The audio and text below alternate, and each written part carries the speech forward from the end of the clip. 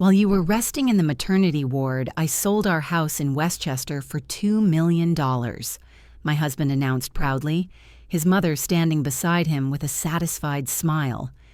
She helped me close the deal, he added, as if expecting applause, but neither of them had the slightest idea what was coming next. An hour later, the police showed up, and their joy disappeared without a trace. Hello, dear friends. Please tell us in the comments which city or country you're watching from. It's always interesting to see where our viewers are. Enjoy the story.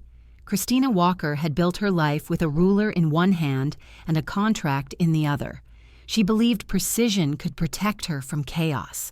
For more than a decade, that belief had never failed her. She started from nothing, a small-town girl with a head full of sketches and an old laptop she could barely afford. Her first studio was a spare bedroom in a rented apartment with peeling paint and a leaky ceiling. Every morning she worked until dawn, drafting layouts for small cafes and family houses while her classmates partied or gave up on their dreams. By the time she turned 28, her studio had grown into Vector Design Group, a respected name among real estate developers in Westchester County. She managed a team of 20 architects, all of them trained to match her exacting standards. Her firm designed everything from boutique hotels to luxury suburban mansions. Clients said she was demanding, but that she delivered perfection. Christina didn't drink, didn't date, and didn't delegate what she could do herself. She had seen too many people lose control of their lives because they trusted the wrong person. Her own father had lost their family home after signing a deal he didn't read. That day, she promised herself she would never depend on anyone again. When she finally bought her own house, a modern 2-story home with glass walls and an oak staircase, she paid every cent from her own account, $2 million. No loans, no partners, no help. That house wasn't just a home, it was proof that she could build safety out of blueprints and discipline. Neighbors called it the fortress, but to Christina, it was freedom. The studio on the upper floor overlooked a quiet maple grove. The living room opened to a wide terrace where morning light spilled across polished concrete floors. Every corner was planned, measured, intentional. It was her sanctuary. Success, however, has a way of inviting intrusion. She met Stanley Evans at an architecture conference in Manhattan. He was charming, calm, and fluent in compliments that didn't sound rehearsed. A project manager for a construction supply company, he knew just enough about her world to keep her interested. He asked questions that made her feel seen, about design trends, sustainable materials, the struggle of being a woman in a male industry. They started seeing each other on weekends. Stanley never rushed her. He sent short, thoughtful messages, brought her coffee after long presentations, and never spoke about money. For the first time in years, Christina allowed herself to exhale. After 6 months, he met her parents. After another 6, he proposed quietly over dinner, sliding a simple silver ring across the table. "You've built your empire alone," he said.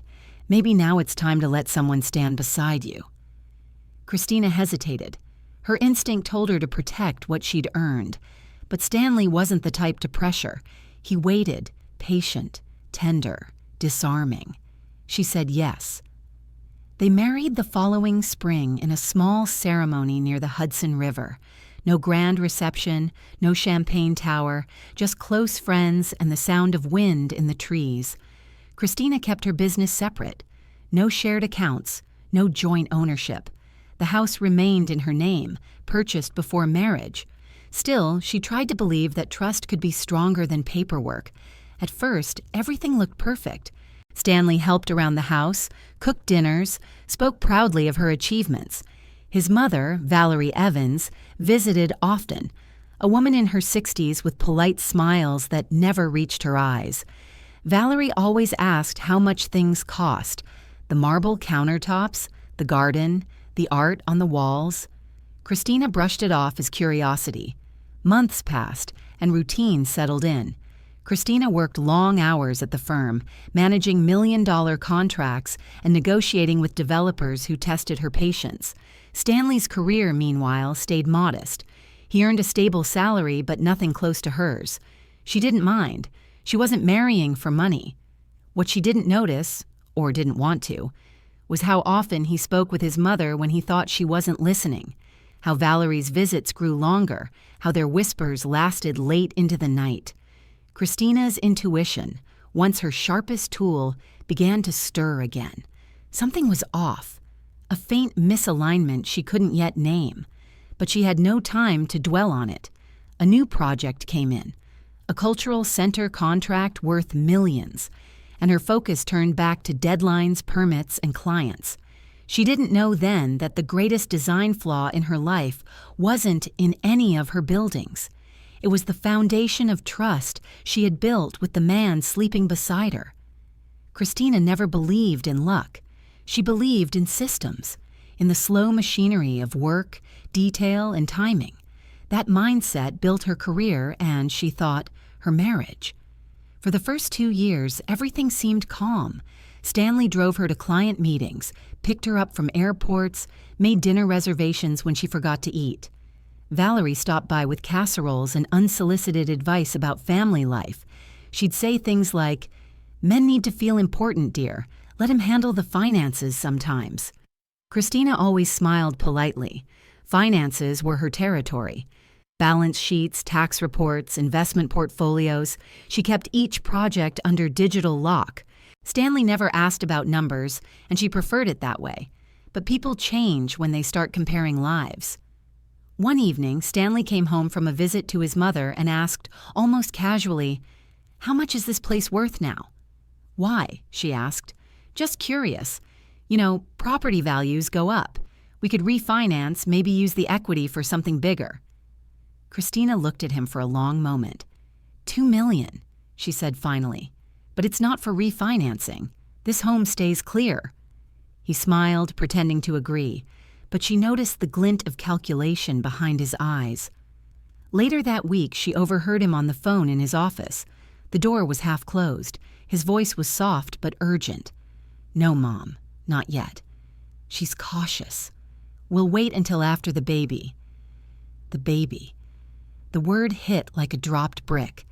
They had talked about starting a family but hadn't decided when. That night he spoke of it again, gently, almost rehearsed. "You work too much," he said, brushing a strand of hair from her face. "Maybe it's time to slow down, have something more meaningful." She wanted a child someday, but his timing felt strategic, not sentimental. Still, she didn't argue. The idea of motherhood frightened and fascinated her. She imagined a little girl with his calm eyes and her stubborn will. Within months, she was pregnant. The first trimester was rough. Nausea, exhaustion, constant mood swings. Stanley was attentive, almost too attentive.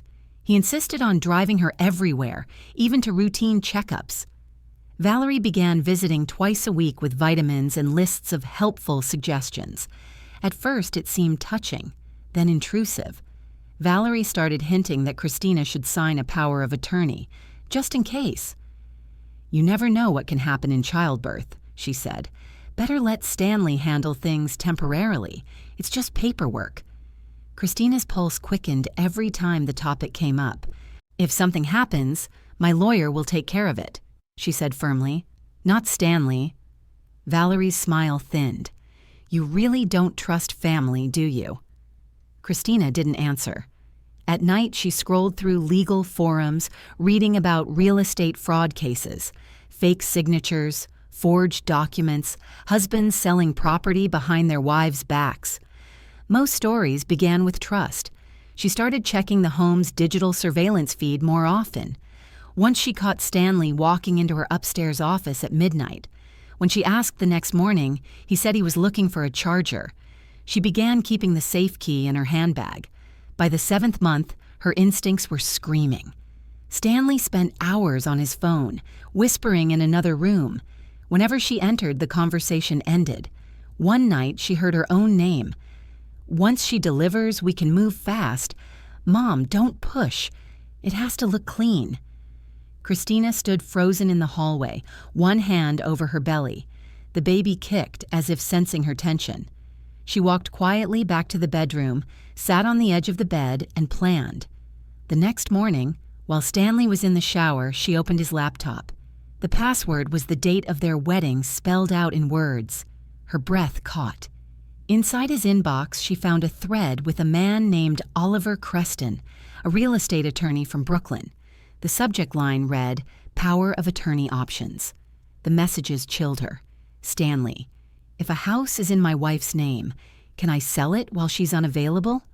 Oliver, only if she's signed a notarized authorization. There are ways to expedite that if she's hospitalized. Stanley, what if she can't sign in person? Oliver, we can arrange verification. I have a notary who understands delicate cases. My fee is 5% of sale value. Christina leaned back in her chair. Her hands were steady, her heart not. She forwarded the emails to her private account, then deleted the sent record. That afternoon, she drove downtown to meet her attorney, Michael Grant, the same man who had helped her incorporate Vector Design Group. He listened without interrupting, jotting quick notes. First step, he said, we file a security hold on the property title. That blocks any sale or transfer without your physical presence and signature. Next, notify the county recorder's office. And you might want to install new surveillance. Something cloud-based. She nodded. Done by tonight. That evening, she told Stanley she wanted extra cameras for security before the baby. He agreed easily, never guessing the real reason. When the installation team arrived the next day, she personally checked the coverage angles. Living room, office, entryway, garage, every possible route. Only she had cloud access. She changed passwords to her emails, bank accounts, and corporate storage. Then she printed copies of all property documents, sealed them, and handed the envelope to her partner at the firm. If I ever call and say, File 4, open this and follow the instructions, she told him. He didn't ask questions. 2 weeks later, her phone buzzed with another email from Michael. Hold confirmed. Any attempt to register or sell will alert the system instantly. Christina felt a rare calm. The pieces were set. The blueprint of defense was ready. That night, she looked at Stanley across the dinner table. He smiled as if nothing had changed, as if he wasn't planning to erase her life the moment she brought new life into the world. She smiled back. Architects, she thought, always design for what might collapse. The night before everything fell apart, rain hammered the glass walls of the house like a warning. Christina couldn't sleep. The baby turned restlessly under her ribs, as if sharing her unease. Stanley slept beside her, breathing evenly, his phone face down on the nightstand. She stared at the ceiling, counting heartbeats until dawn. At 4 a.m, she rose quietly, made tea, and sat by the window. The garden lights shimmered against the wet patio stones. For a moment, she tried to believe that her fear was imagination, hormones, exhaustion. But deep down, she knew better. Architects built from patterns, and this pattern was too clear to ignore. Secrecy, control, a timeline aligning with her due date. The next day, she met with Michael again. If they move, they'll move while you're in the hospital, he said. It's the window they're counting on. I'll monitor county filings every morning. Christina left his office lighter. Not relieved exactly, but armed. She was done being passive. She went home, finished the nursery, and waited. Our labor started 9 days early. She woke to sharp pain slicing through her abdomen, then felt the gush of water on the sheets. Stanley jumped up, wide-eyed, fumbling for the phone. "Don't panic," she said steady. "Call the hospital, now." He drove her through the storm, knuckles white on the steering wheel. At the maternity ward, she was admitted immediately. The contractions came fast, strong, relentless. Nurses moved around her in practiced rhythm. Stanley stayed in the hall, pacing, phone in hand. She caught glimpses of him through the glass partition, speaking quickly to someone, gesturing, turning his back to her. 4 hours later, their daughter was born. A small, fierce bundle with a cry that filled the room. Christina felt tears burn her eyes as she held the child against her chest. "Grace," she whispered, "welcome home." Stanley entered after an hour, smiling too wide. "She's perfect," he said. He took a few photos, kissed Christina on the forehead, then muttered, I have to run home, take care of something. I'll be back tonight." She nodded, pretending not to notice how fast he left. At noon, Valerie arrived with a bouquet and a box of chocolates. Her perfume hit first, heavy and artificial, like cheap roses. "My little granddaughter," she cooed, leaning over the bassinet. Then, turning to Christina, she asked, "When do they release you?" "3 days." "Maybe sooner," Christina said. "Depends on tests." Valerie smiled too quickly. "Good. Stanley has a lot to organize before you come home." When she left, Christina called Michael from her hospital bed. "They're moving," she said quietly. He confirmed her suspicion that evening. "Someone tried to file a transfer request for your property at 2 this afternoon. The system flagged it. I've notified county authorities and the police. Sit tight." Christina thanked him, hung up, and closed her eyes. For the first time, she felt not fear, but clarity. The game was almost over. By the next morning, word reached her through Michael again. An attempted sale had been blocked, flagged as suspicious. The buyer's lawyer had presented a notarized power of attorney signed by Christina Walker, dated the day after delivery. The signature was crude, shaky. The notary's name, Erica Dawson. "They went through with it," Michael said.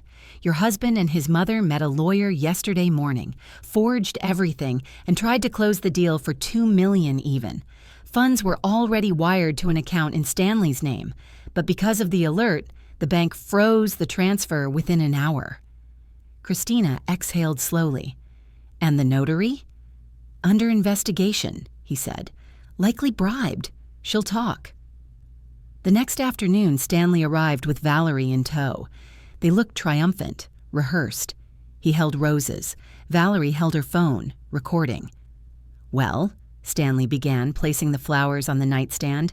"Big news, honey. While you were here resting, I sold the house. $2 million, clean deal. Mom helped handle everything. You'll thank us when you see the check." Valerie chimed in, her voice sugary. "Now you can finally live closer to family, dear. Stanley's investing the rest. A new business, a fresh start. Isn't that wonderful?" Christina adjusted the baby's blanket, never breaking eye contact. "You sold my house," she said softly. "Our house," he corrected. "We're married. That makes it ours." "No," she said. "The deed was mine before the marriage, and your sale was blocked 2 hours after you filed it." His smile faltered. "What are you talking about?" She reached for her phone, pressed one button, and put it on speaker. Michael's calm voice filled the room. "Mr. Evans, Mrs. Evans.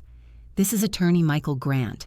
You're both subjects of a criminal investigation for attempted property fraud. Police are on their way to collect statements." Stanley went pale. Valerie's face hardened. "You're bluffing," she hissed. Christina looked at her. "You taught your son well. How to lie, how to steal, how to underestimate the wrong woman." Stanley tried to speak, but footsteps echoed in the hallway. A uniformed officer entered, followed by another. "Stanley Evans?" He froze. "Yes." "You're under arrest for attempted fraud and forgery of legal documents." The second officer turned to Valerie. "Ma'am, you'll come with us for questioning." Valerie's composure shattered. "She set us up! This is a misunderstanding!" Christina didn't respond. She simply leaned back, cradling Grace as the two of them were led out. The baby stirred, but didn't cry. The room went quiet except for the rain against the window. When the door closed, Christina whispered, "Welcome to your first lesson, my little one. Never let anyone rewrite your story." Later that evening, Michael called again. "They confessed almost immediately," he said. "We have their emails, the forged documents, even payment records to the notary. It's airtight." Christina gazed at her daughter's sleeping face. "Good," she said, "because I'm done building for others. From now on, I design only for us." By the time Christina left the hospital with her newborn, the story had already reached local news. Architect exposes family real estate scam while in labor. She didn't watch television, but reporters waited near the exit, microphones poised like weapons. Michael met her at the door and shielded her from the flashes. "Don't answer questions," he whispered. "Let the evidence talk." Back home, the house felt different. Safe again, but quieter. Every corner reminded her how close she'd come to losing it. She placed Grace in the crib, drew the curtains, and stood for a long time in silence. The child slept easily, unaware of the storm that had passed just days earlier. That evening, Michael called with updates. Both of them confessed under pressure, he said. Valerie claimed she only wanted to help her son secure his future. Stanley blamed her entirely. Classic deflection. But the emails between them leave no doubt. "What about the attorney?" Christina asked. "Oliver Creston was arrested this morning. He tried to leave the state, but we traced the transfer he arranged. He'll face federal charges for document forgery and conspiracy." Christina said nothing. Her mind was already moving ahead, closing every open gate, tightening every lock. She asked Michael to file restraining orders against both Evanses, permanent property holds, and legal guardianship papers naming her as Grace's sole parent until further notice. Within days, the full picture emerged. Valerie had contacted Creston months earlier, asking if it was possible to sell a property belonging to a relative temporarily unavailable. The man didn't ask questions. He saw profit. They planned everything, from a forged hospital letter to a fake notarization. Valerie even prepared statements for the buyer, a car dealer from Connecticut, assuring him the property was free of liens. Christina read the transcripts without emotion. The details no longer surprised her. What caught her attention was a single message from Stanley to his mother. "Once we sell, I'll tell her the truth. She'll forgive me once she understands I did it for us. For us." She stared at the words for a long time, wondering how love could twist into something so entitled. 3 weeks later, Christina received a court summons. The preliminary hearing was scheduled for late August in the Westchester County District Court. She wasn't required to attend, but she wanted to look them in the eyes. On the day of the hearing, the courtroom smelled faintly of paper and coffee. Stanley sat at the defense table, thinner, pale, dressed in the same suit he'd worn to their wedding. His hands trembled when he saw her walk in with Grace in her arms. Valerie sat beside him, jaw clenched, eyes cold. The judge reviewed the charges: conspiracy to commit fraud, forgery, attempted sale of property without consent. The state recommended prison terms: 7 years for Stanley, 6 for Valerie, 8 for Creston. Their lawyer tried to argue emotional stress, claiming Stanley acted under maternal influence. The judge's expression didn't change. When it was her turn to speak, Christina stood straight. "I'm not here for revenge," she said. "I'm here because my daughter deserves safety. These people planned a crime while I was giving birth. They forged my name to erase everything I built. That's not love. That's greed dressed as family." The courtroom stayed silent. Even the judge seemed to pause before nodding for her to sit. 2 hours later, the verdict was read. All 3 guilty on all counts. Sentencing postponed for formal review, but custody transferred to county authorities immediately. Valerie cried out. Stanley just bowed his head. Christina didn't look away. Outside the courthouse, a reporter shouted, "Ms. Walker, any comment on the outcome?" She stopped, turned slightly, and said only, "Justice doesn't need a headline." Then she walked away. Weeks became months. Grace grew stronger, cooing whenever she heard her mother's voice. Christina resumed work slowly, holding remote meetings from home. Her team protected her privacy fiercely. Vector Design Group thrived. New contracts, new clients, a reputation not just for design, but resilience.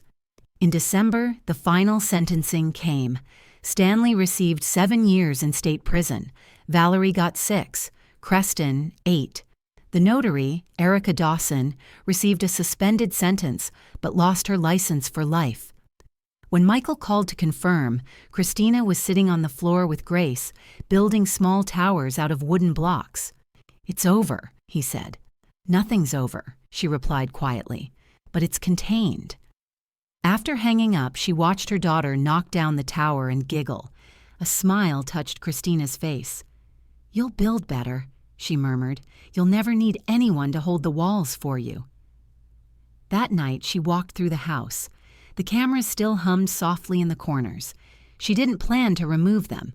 Safety wasn't paranoia. It was structure. Outside, snow began to fall, soft and unhurried.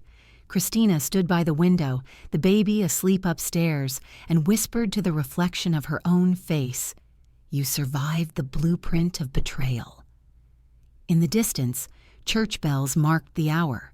She thought about all the designs she had drawn, bridges, offices, homes, and realized that none had ever been as fragile or as strong as the life she had rebuilt inside these walls. She turned off the lights, letting the glow from the snow fill the room, and felt, finally, a stillness she could trust. Winter faded into a slow, deliberate spring. Snowmelt carried away the silence that had blanketed Christina's life since the trial. Work returned in full force. Vector Design Group took on a municipal project, redesigning the riverfront district near downtown White Plains. It was her most public commission yet, worth millions, and watched closely by the local press. Reporters often tried to connect her to the case that had made headlines months earlier, calling her the architect who outsmarted her husband. She ignored the label. "I'm not a victim," she told her staff. "We build. That's what matters." Still, the story followed her like an echo. Strangers sent letters. Women thanking her for exposing manipulation they'd once excused as love. One wrote, "You made me leave a man who stole 10 years of my life." Christina read each message quietly at night after Grace fell asleep, unsure whether to feel gratitude or guilt. Her routine became disciplined again, mornings with Grace, afternoons in the studio, evenings at home reviewing plans. The house regained its warmth. The cameras stayed but now felt less like guards, more like silent companions watching over the order she'd rebuilt. Sometimes, when the baby laughed, Christina caught herself thinking of Stanley, not with longing, but curiosity. How someone so ordinary had convinced her to lower her defenses. The answer was simple. She had wanted rest. Power can exhaust you until comfort feels like love. In April, she met a journalist named Ethan Moore, assigned to profile her architectural work. "I'm not writing about your past," he promised during their first interview. "I'm interested in how you turn trauma into design." They met in her studio. Open plan, sunlit, walls lined with models and sketches. He walked slowly, studying her work. "You use light like armor," he said. "Glass everywhere, but nothing exposed." Christina smiled faintly. Transparency isn't vulnerability, it's control. He wrote the piece with respect and restraint. When it was published, the headline read, "The Woman Who Reinvented Safety." The article spoke about resilience, motherhood, and architecture as healing. Overnight, inquiries to her firm doubled. One morning, she found a handwritten note slipped under her office door. "You built walls strong enough for all of us," it said. No signature. By summer, Vector Design Group expanded into Manhattan. Christina opened a second office near Madison Avenue, hiring young architects who reminded her of herself at 20. She instituted a simple rule: no fear in the workplace. Not of failure, not of power, not of men. Grace grew fast, toddling through the halls, her small hands leaving prints on glass panels. Christina let them stay for days before cleaning them off. "Proof of life," she told Michael when he visited to sign new contracts. He looked at her with a mix of admiration and concern. "You've done more in a year than most do in 10, but you should rest." "Rest is a luxury," she said. "Stability is my reward." In private moments, she sometimes wondered what Stanley was doing behind the walls of the state prison in Albany. Letters came from him at first. Apologies, explanations, pleas for forgiveness. She never opened them. Michael handled all correspondence. The last one, months later, contained a sketch of the house they'd shared. It was clumsy, almost childlike, drawn from memory. On the back, he'd written one line, I still dream of home. She burned it in the fireplace without hesitation. Valerie sent no letters. Reports from the prison board said she was bitter, uncooperative, blaming everyone but herself. It no longer mattered. What mattered was the future. Grace's laughter, the hum of printers in the studio, the smell of fresh blueprints. One evening, near Grace's first birthday, Christina stood in her office looking at the model of the riverfront project. It was elegant and strong, designed around the concept of renewal. Steel beams rising from preserved brick walls of an old warehouse, symbolizing endurance without erasure. Ethan visited again to photograph the completed design. Watching him work, she felt a strange lightness. Not romance, but the faint warmth of trust returning. They went for coffee afterward, and he asked gently, "Do you ever regret not walking away sooner?" She thought for a moment. "Regret is useless," she said. "It only redraws a past that's already built. I prefer renovations. You don't destroy the foundation, you just make it livable again." He smiled. "You talk about emotions the way most people talk about concrete." "Concrete lasts longer," she said, and he laughed. When he left, Christina sat alone in the cafe for a while, letting the noise of strangers wash over her. It was the first time she had stayed somewhere without needing to watch every exit. The world no longer felt like a threat, just a structure she could navigate. That night, as Grace slept, she wrote a short note in her journal. Blueprint for peace, silence, honesty, and an unshakable lock on every door that leads backward. She closed the book, placed it beside the crib, and turned off the light. Outside, the river glowed under city lamps. The project she'd designed was nearly complete, a space for families, children, and quiet strength. Christina smiled to herself. She had built more than a district. She had built testimony, proof that no structure, however broken, was beyond redesign. By autumn, Christina's name had become something larger than she ever intended. Conference organizers invited her to speak about resilience in design. Women's magazines ran features calling her a modern Athena. A book agent even reached out, suggesting a memoir. She declined them all. "I draw buildings, not attention," she told Michael. But even he knew the truth. Stories like hers had a gravity that pulled audiences whether she wanted them or not. The Riverfront project opened on a crisp October morning. Local officials cut the ribbon, cameras flashed, and the crowd applauded when Christina stepped up to the podium. She spoke briefly, keeping her voice steady. Cities can fall apart and still be rebuilt. People too. What matters isn't the collapse. It's the blueprint that follows. When the ceremony ended, Ethan found her among the guests. "You realize they quote you like scripture now?" he teased. She smiled slightly. "That's how myths start, with people mistaking survival for sainthood." They walked along the renovated promenade, Grace toddling between them, clutching a small red balloon. Christina watched her daughter's reflection ripple on the water's surface and thought about how much of her own reflection had changed. The woman who once measured safety by walls now measured it by the space she could give her child to run free. A week later, Michael called with unexpected news. "Stanley's legal counsel sent notice," he said. "His mother passed away last month. Heart complications. She named him sole heir to a small insurance settlement and her apartment in Yonkers. He's offering to transfer both to you as restitution." Christina was silent for a long time. "Restitution implies debt," she said finally. "He can keep his ghosts." "You could sell it," Michael added gently. "I already sold my illusions," she replied, and the call ended. That night she opened a folder she had avoided for months, the final court documents stamped and sealed. She read the lines dispassionately, tracing each name. Stanley Evans, 7 years. Valerie Evans, deceased.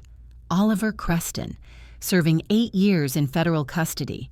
Beneath the signatures, a single phrase from the judge: "Justice rendered without malice." Without malice. She liked that phrasing. It was how she had learned to live.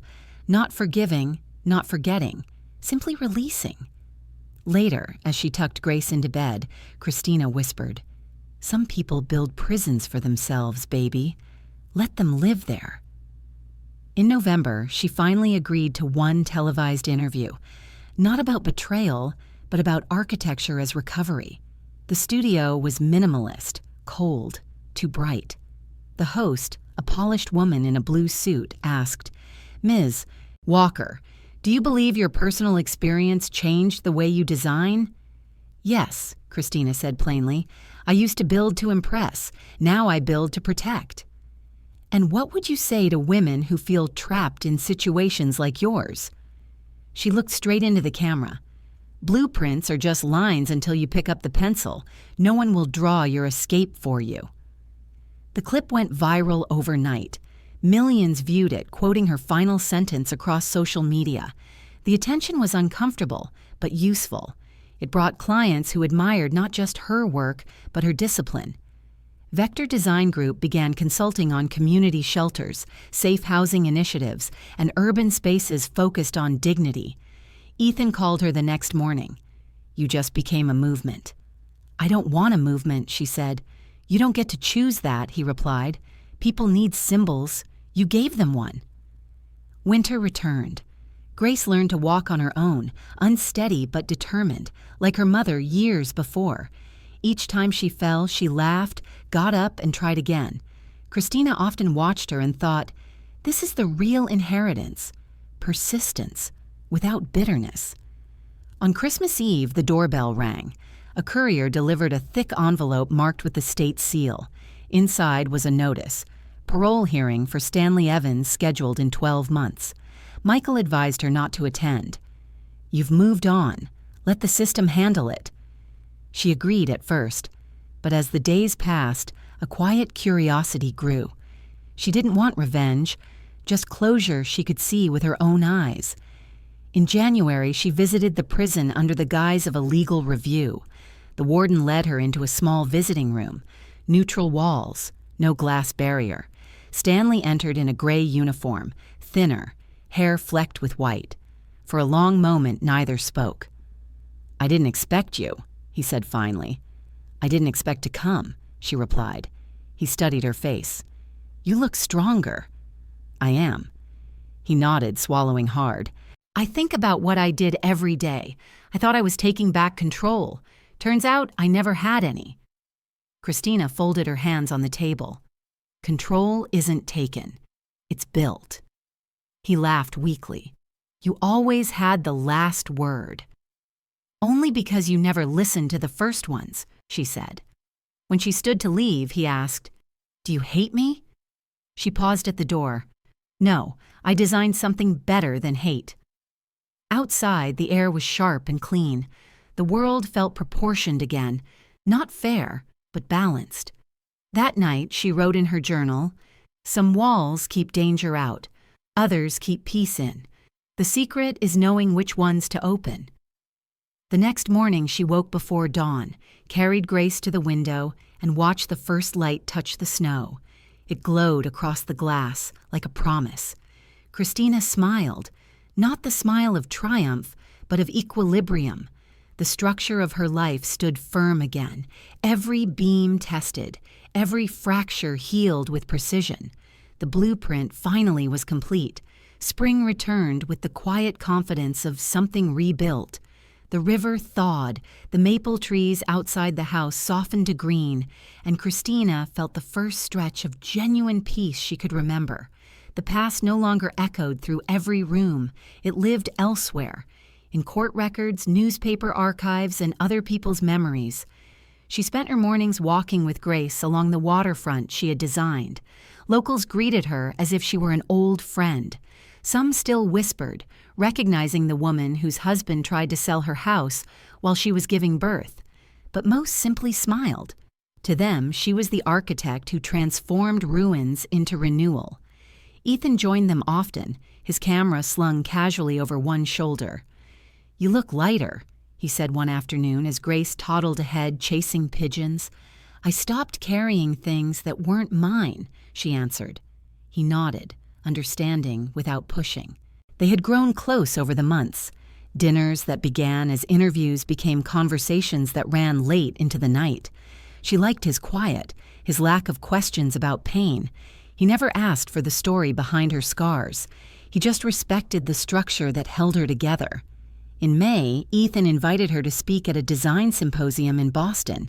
She almost refused, then changed her mind. "Grace deserves to see her mother outside the fortress," she said. The event took place in an old converted theater. Christina spoke about architecture as psychology, how light, space, and silence could restore the human mind. She didn't mention betrayal or prisons, but the audience knew. They felt the gravity behind her calm. When she finished, the applause lasted long enough to make her uncomfortable.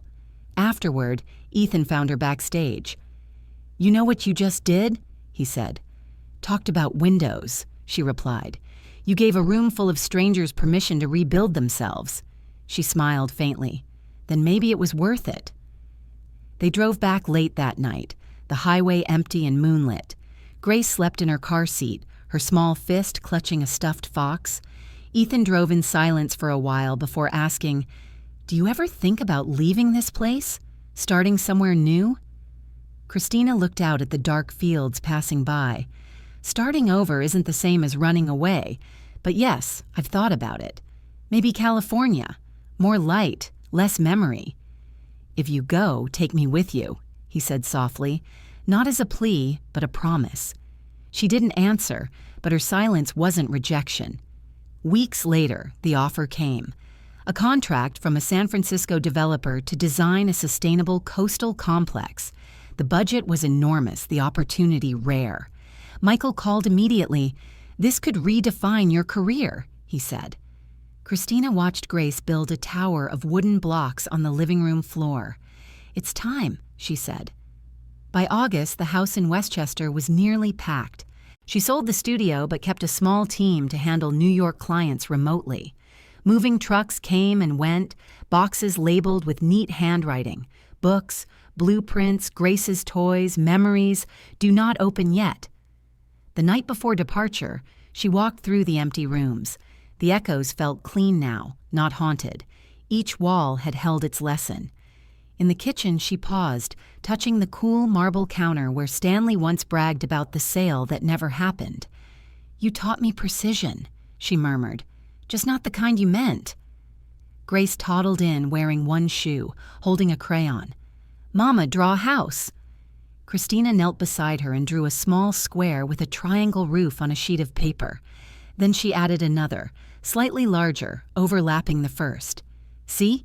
That's how you make a home stronger," she said. Grace clapped, delighted, and Christina laughed.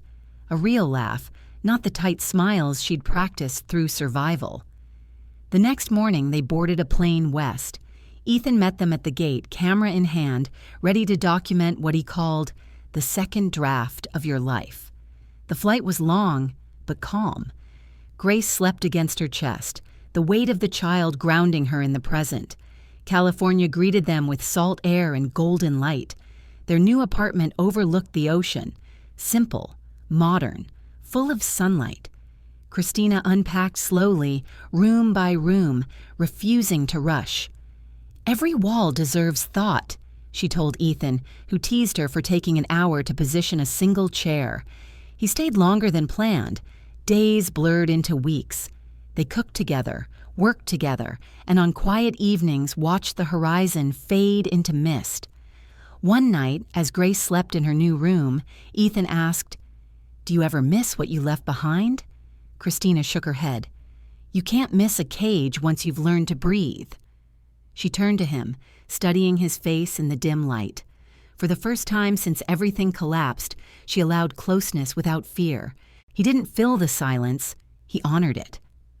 By late autumn, the San Francisco project was underway, a series of coastal homes built to withstand storms and shifting tides. Reporters called it the Safe Haven Project. When asked about the name, Christina said simply, "Because safety should be designed, not assumed." During the groundbreaking ceremony, Grace handed her the first shovel. Cameras clicked, and Christina smiled for them, not the smile of survival, but of renewal. That evening, As the sun sank into the Pacific, she stood on the half-finished site and felt the breeze move through her hair. The sound of waves was steady, patient. Ethan came up beside her. "So," he said, "does the architect finally rest?" Christina looked at the horizon. Not rest, balance. Buildings fall when they stop adjusting to the wind. He nodded. "Then here's to the wind." She raised an imaginary glass. "And to the blueprints that bend, but never break." They stood together until the sky turned violet and the first stars appeared. Somewhere behind them, the world kept moving. Lawsuits filed, articles written, stories told, but none of that mattered now. What mattered was the quiet, the child sleeping safely, the sound of the ocean rebuilding its rhythm. Christina had designed her last structure, not of concrete, but of peace, and it was holding strong. Months passed like calm waves against stone. California reshaped Christina's rhythm. Slower mornings, longer light, fewer ghosts. The Pacific taught her the sound of continuity, endless, quiet, strong. Grace grew fast, fearless. She spoke in short bursts of language, climbed furniture, and insisted on helping her mother build houses. Christina gave her scraps of tracing paper and dull pencils, pretending the lines mattered as much as blueprints. Sometimes, watching the child draw, she felt the sharp sting of memory, that the girl existed because of a love that became betrayal. But the pain had lost its edges. It was history now, not a wound. The Safe Haven project advanced smoothly. Local press called it the most human architecture on the coast. Each structure stood like a metaphor, minimalist shells shaped to endure storms. Christina poured herself into every detail, sometimes staying on site until sunset. Ethan photographed the process for a feature series called Building After the Fall. The title made her laugh. "Always so dramatic," she told him. "Drama sells truth," he replied. "People want proof that rebuilding works." One evening, as fog rolled in, Christina returned to the apartment and found a letter on her doorstep.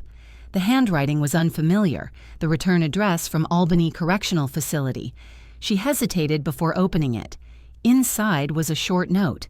"Christina, they say I'll be considered for parole in a few months. I've been working in the carpentry program here. Making things helps me understand what I destroyed. I know you owe me nothing, but if they ask for your statement, please don't ask them to keep me longer. I've already built my prison inside. Stanley."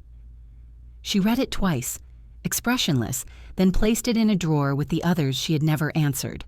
That night, she couldn't sleep. She sat on the balcony watching ships fade into the mist. Forgiveness wasn't in her vocabulary, neither was vengeance. What she felt was geometry, the clean symmetry of consequence. He was contained. She was free. The equation balanced. Weeks later, an email arrived from a nonprofit organization in Chicago. The director wrote, "We help women defrauded by spouses or relatives. Your story changed lives. Would you consider designing our new shelter?" Christina read the proposal carefully. The budget was modest, but the vision was powerful. A place for mothers and children escaping financial and emotional abuse. She called Ethan that evening. "I think I found my next project," she said. He flew with her to Chicago 2 weeks later. The site was an abandoned school building, brick faded, windows boarded, weeds overtaking the yard. Standing in the empty hallway, she could almost hear echoes of forgotten laughter. "It's perfect," she said. The design came to her instantly. Open light, shared kitchens, small private spaces that didn't feel like punishment. Safety without confinement. She worked 16-hour days, sketching, adjusting, revising. The blueprints became blueprints of conscience. During construction, one of the residents, a young woman named Tanya, approached her shyly. "You're that architect from the story, right?" she asked. Christina nodded. "I watched your interview online," Tanya continued. "When you said no one will draw your escape for you, I left the next day. I didn't have anywhere to go, but now I'm here. Thank you." For a moment, Christina couldn't speak. The woman's words landed heavier than any applause or award. She realized that survival, shared, becomes structure for someone else. When the shelter opened, they named it the Grace Center, not after Christina, but after her daughter. Reporters asked for statements. She said only, "This place isn't charity, it's architecture for courage." Ethan documented every step. His article, "The Woman Who Built Safe Havens," went viral. It wasn't sensational, it was quiet, respectful. The final line read, "She learned that walls could protect without isolating, and that forgiveness, like design, begins with clean lines." One night after the opening, they walked along Lake Michigan. Wind tangled her hair as she said, "I used to think safety meant solitude. Now I think it means space, enough to breathe without fear." Ethan slipped his hand into hers. "Then maybe you're done building alone." She didn't pull away. The horizon glimmered with city lights, the lake black and vast. A week later, Michael called. "The parole board confirmed it," he said. Stanley's release was denied. 2 more years until reconsideration. Christina exhaled softly. "Justice is patient," she said. "Do you want the notice sent to your new address?" "No. File it where it belongs, under finished projects." After the call, she sat beside Grace, who was coloring a picture of their old house. "That's where I was born," the girl said proudly. "Yes," Christina replied, "and where we learned to begin again." The child looked up. "Are we building more houses?" "Always," her mother said, "but not just with walls." That evening, she opened her journal, the same one she had carried through every chapter of her life, and wrote, "Forgiveness is not a door I open for others. It's the window I leave unsealed for myself." She closed the book, feeling the calm of completion. The next day, she boarded a plane back to California, Grace asleep against her shoulder, Ethan beside them reading notes for his next story. Through the window, she watched the clouds stretch like white foundations across the sky. Somewhere below, cities pulsed with stories of collapse and rebuilding, and she thought, for the first time, that maybe her own story no longer belonged to her alone. It belonged to everyone who needed proof that no betrayal could destroy the architect within. Recognition came quietly at first, a short mention in an architectural journal, a nomination for a humanitarian design award. Then it gathered momentum, rolling through magazines, podcasts, university panels. Suddenly, everyone wanted a piece of the woman who had turned betrayal into blueprint. Christina never adjusted to fame. She answered only the questions about architecture, never about her marriage. Vector Design Group now had branches in 3 cities. Ethan handled most interviews for her, protecting her privacy with soft deflection. "She builds for people who lost faith," he'd say. "That's enough to know." But success brought distortion. One morning, she woke to a headline, "The Saint of Structure: How Christina Walker Turned Trauma into Profit." She read it twice, face blank. The article painted her as a calculating entrepreneur exploiting sympathy. Ethan slammed the newspaper onto the table. "Garbage. They didn't even interview you." "Truth doesn't need headlines," she said evenly, but something in her chest tightened. She refused to issue a statement, though journalists camped outside her office for days. Still, her staff grew anxious. Sponsors hesitated. The foundation funding the Grace Center postponed a new project until the public narrative settled. One evening, Michael called. "If you let others define your story, they'll own it. You may need to speak." Christina sat in silence. She'd built her life around control. Now the story itself was the structure collapsing. That weekend, she flew alone to New York. It had been years since she'd walked those streets. The city still pulsed with the same restless ambition that once drove her. She checked into a small hotel near Central Park, avoiding familiar faces. In the morning, she met a journalist she trusted, Laura Jenkins, who had covered the original case with fairness. They sat in a quiet cafe. "I know you don't like publicity," Laura began, "but people are rewriting your narrative. Do you want to set the record straight?" Christina stirred her coffee. "The record doesn't matter. The work does." Laura leaned forward. Maybe, but think of all the women who followed your example. They deserve truth, not myth. That line stayed with her. Later, back at the hotel, Christina opened her laptop and began to type. Not a defense, not a confession, just clarity. I am not a saint, nor a symbol. I was deceived and I fought back, not because I'm brave, but because fear leaves you no other option. Architecture didn't save me. Discipline did. If my story helps anyone, let it remind you that strength is practical. It's built, not born. She sent the essay to Laura and closed the computer. 2 weeks later, it appeared online under the headline, "Blueprints Don't Cry." It went viral again, but this time the tone was different. Quieter, respectful. Even critics praised its precision. Christina read none of the comments. She was back in California, on site, hands dusty with plaster from inspecting unfinished walls. That night, Ethan found her sketching by lamplight. "The internet forgave you," he said. "I didn't ask it to." He smiled. "Still, it's nice when justice trends." She laughed softly, her real laugh, rare and short. Let's never say that sentence again.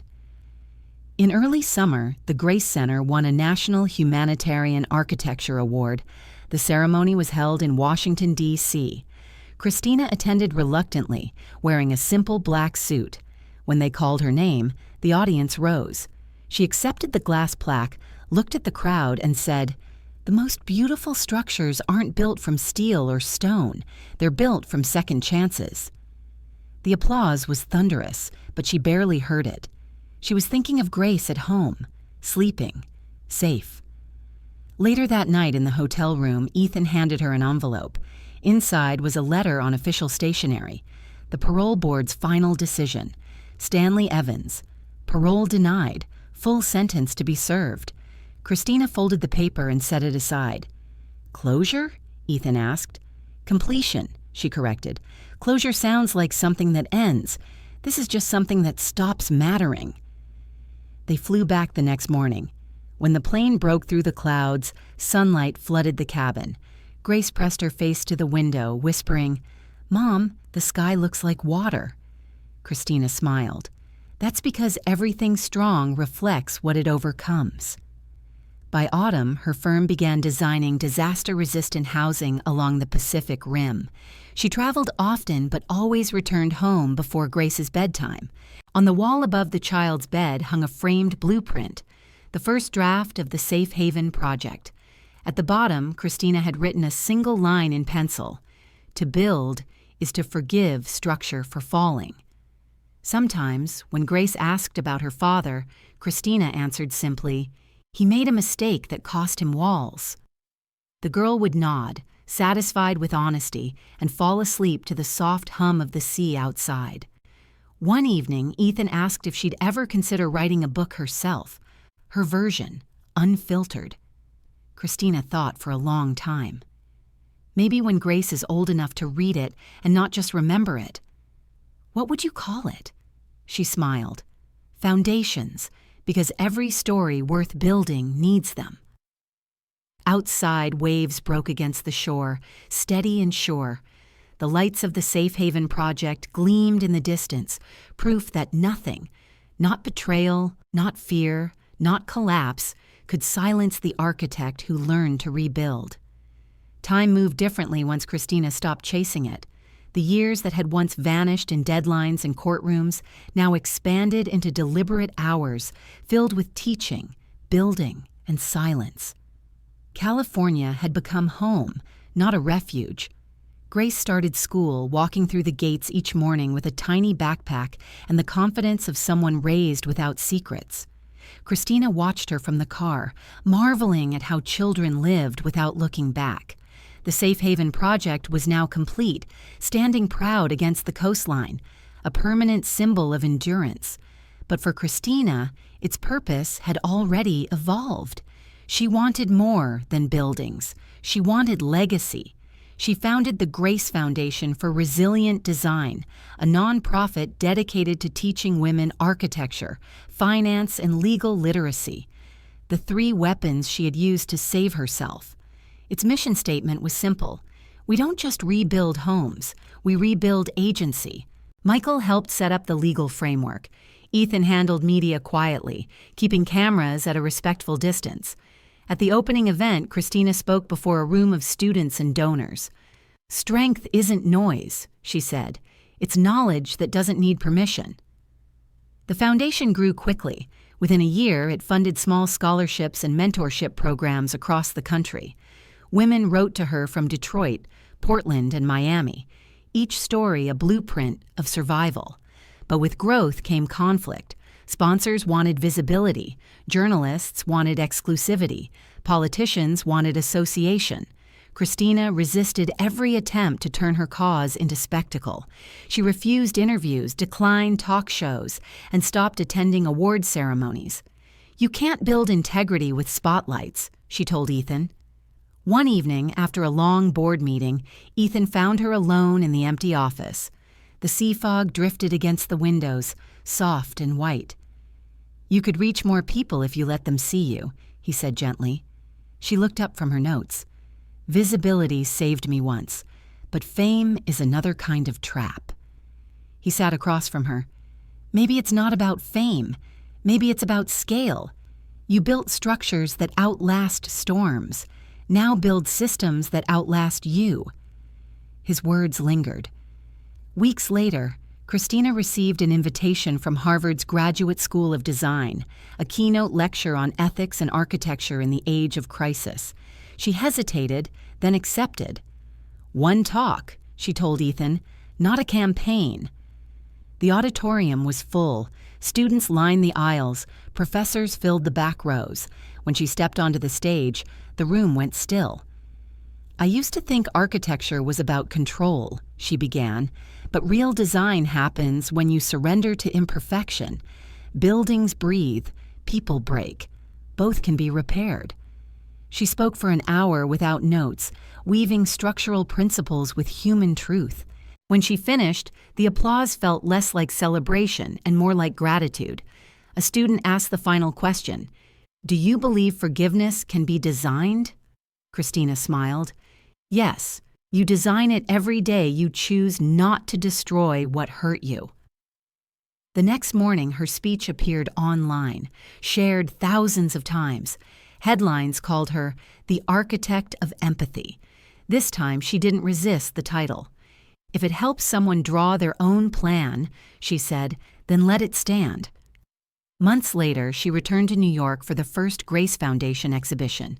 Photographs, models, and testimonies from women whose lives had been rebuilt through the program. As she walked through the gallery, surrounded by light and quiet music, she saw Ethan guiding Grace from display to display. The child pointed proudly at a photograph of her mother breaking ground years ago. "That's when you built the safe place," Grace said. Christina crouched beside her. "No, sweetheart. That's when I learned how." Near the exit, a curator handed her a sealed envelope. Inside was a letter from the correctional facility. She unfolded it slowly. "Stanley Evans, released last month. Location undisclosed. No request, no apology, just information." She stood for a while, then folded the paper and slipped it into her bag. Ethan noticed. "Everything okay?" "Yes," she said. "It's just an old blueprint. Nothing left to build there." That night, they walked along the Hudson, the same river where she once married him. The city glowed across the water, alive and endless. Ethan took her hand. "You've done enough for the world. What about yourself?" Christina looked at him, eyes calm. "Self is also a structure. I'm still designing it." He smiled. "How long until it's finished?" "Never," she said. "Good designs keep evolving."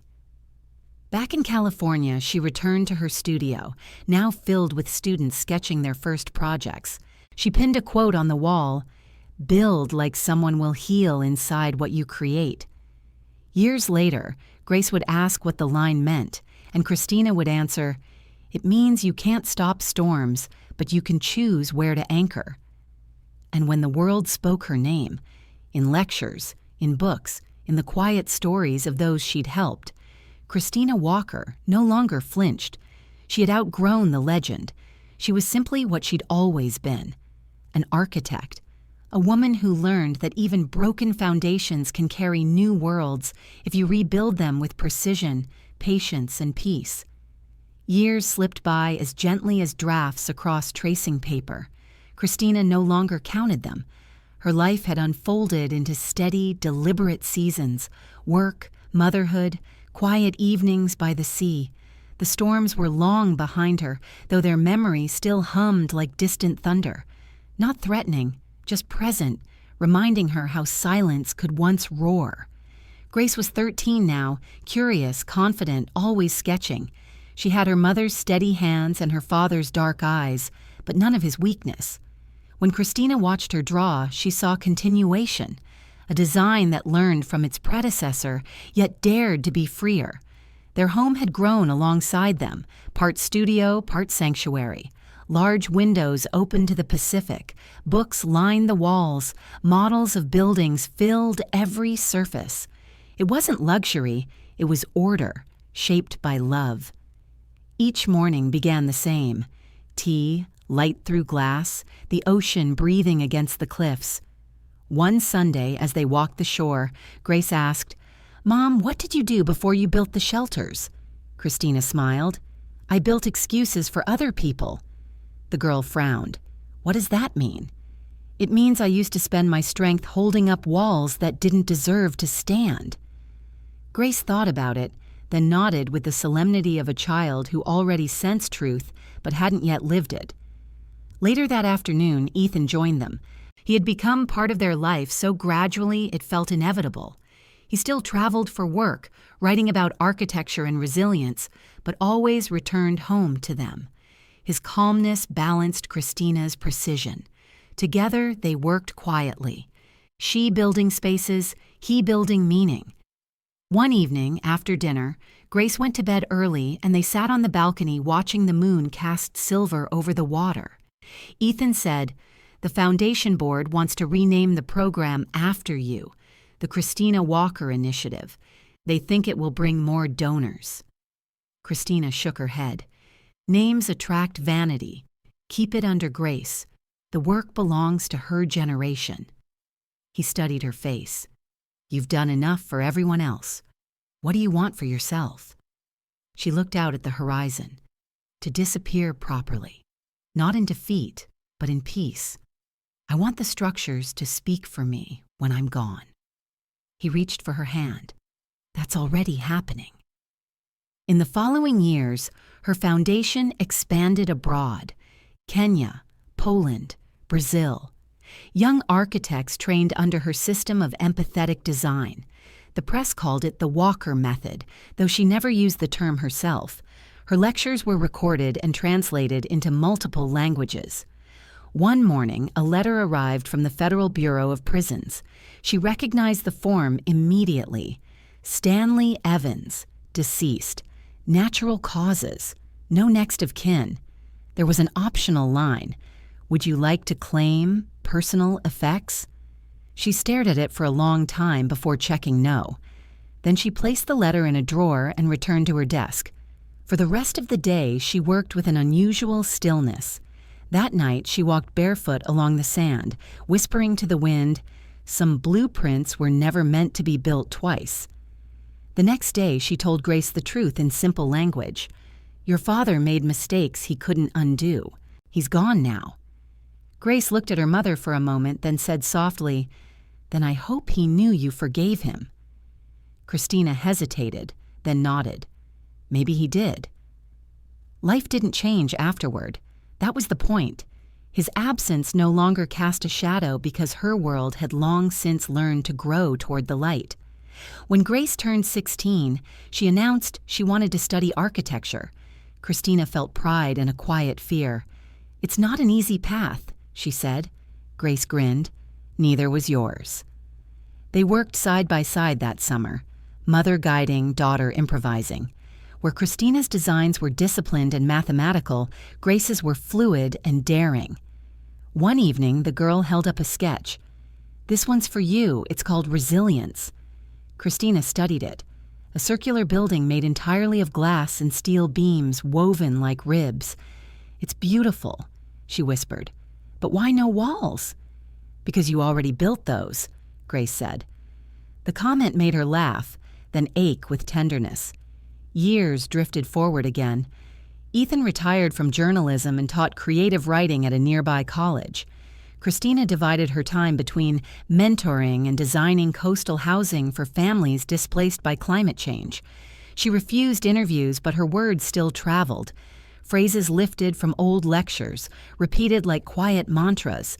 To build is to choose courage over comfort. To forgive is to measure twice before demolishing.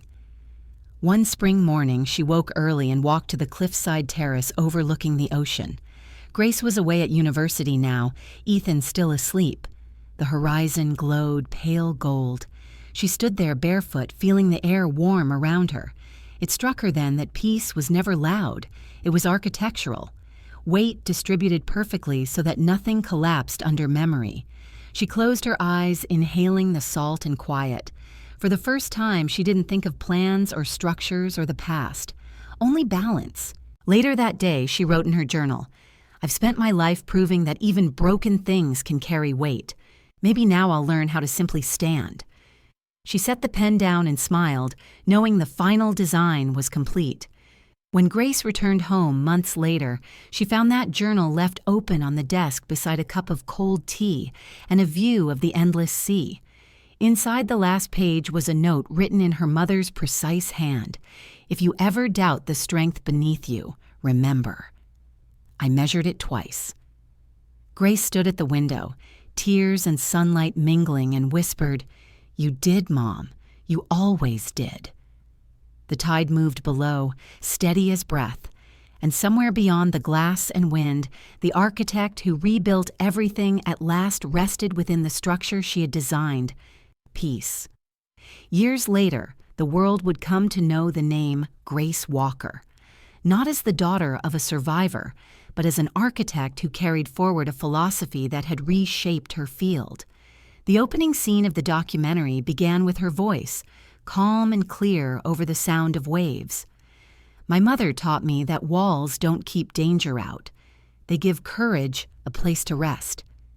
She stood before a newly completed building, the Walker Institute of Resilient Design, built on the same California cliffs where she'd grown up.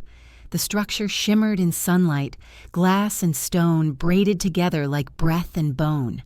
Inside, light traveled without obstruction. The design rejected secrecy.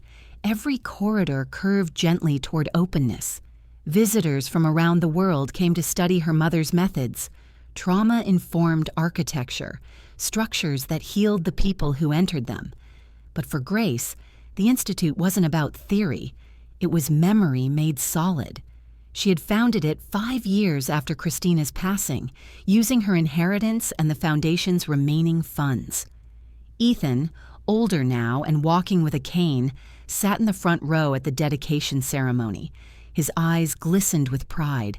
Grace began her speech without notes, a habit inherited from her mother. "This building is not a monument," she said. "It's a conversation. My mother taught me that perfection isn't the goal of design. Stability is. And stability," she paused, "means learning to stand even when you've been cracked." A hush fell over the crowd. Some knew the story, the betrayal, the trial, the rebirth, but most knew only the legacy, a woman who transformed pain into purpose. Grace smiled faintly. "My mother didn't believe in statues. She believed in frameworks, things that hold weight long after the architect is gone. So if you ever walk through these halls and feel a little stronger, that's her design working." Applause rose, soft at first, then swelling until it filled the open-air atrium. Grace looked toward the ocean, the horizon fading into light. Later that night, she returned alone to her mother's old studio, preserved inside the Institute exactly as Christina had left it. The drafting table still bore faint pencil marks.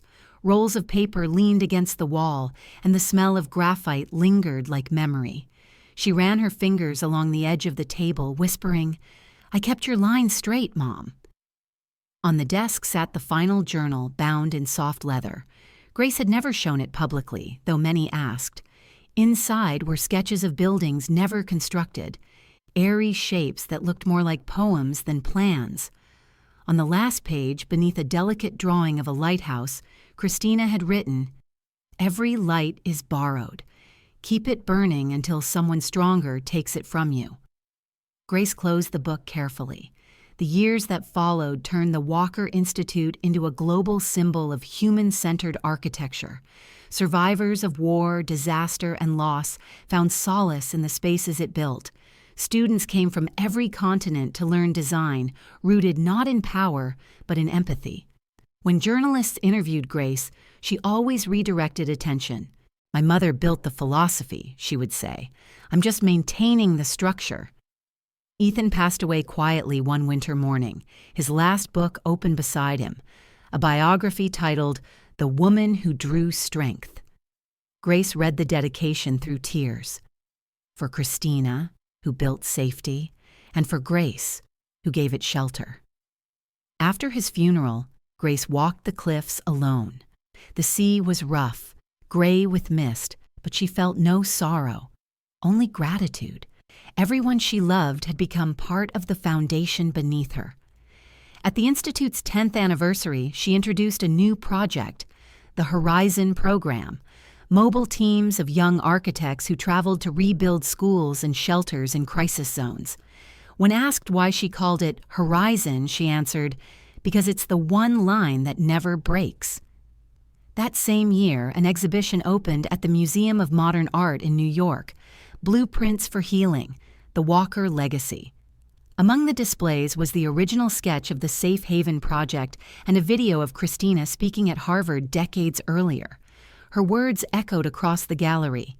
"You design forgiveness every day you choose not to destroy what hurt you." Visitors stood silently, many in tears. Grace watched from a distance, her mother's voice vibrating through the walls she'd once feared would collapse. She realized then that architecture wasn't about permanence. It was about continuity. Every beam, every line, every act of rebuilding was a promise that something better could still stand. That evening, she walked out into the city rain, coat unbuttoned, head tilted toward the sky. The streets glimmered with reflections. Somewhere above, lightning flashed, quick, white, clean, illuminating the skyline for a heartbeat. Grace whispered to herself, "Measured twice, built to last." Back at home, she placed her mother's old compass on her desk. The metal was worn smooth from use. She traced its curve, then began a new sketch, a design for a structure she would never see completed. It didn't matter. Creation itself was the inheritance. As dawn rose, she looked toward the horizon, the same one her mother once watched, and smiled. "Rest easy, Mom," she said softly. "Your walls held." The tide rolled in beneath the cliffs, constant and sure, and somewhere, in the blueprint of memory, in every safe room and sunlit corridor she left behind, Christina Walker still built. If you believe no woman should lose her home while giving life, like, comment, and subscribe. Your support helps more voices like hers be heard. Every click matters.